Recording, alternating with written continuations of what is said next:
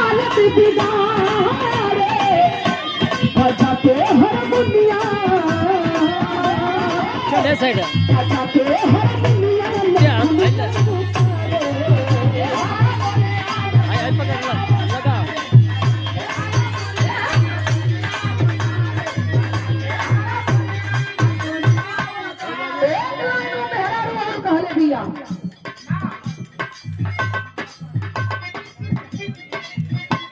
गीता मासी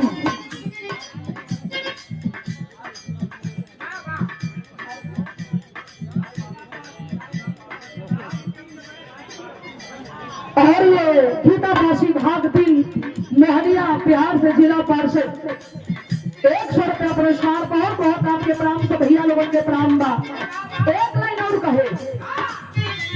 को पत्ता पलाते हो के लगता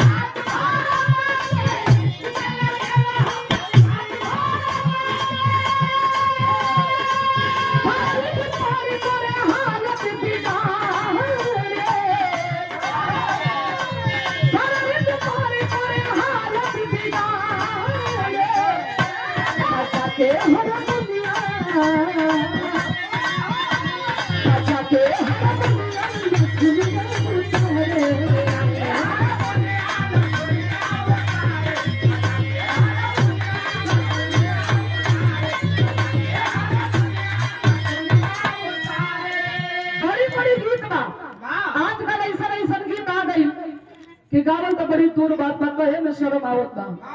तनी मास्टर एक लाइन बजा दा बा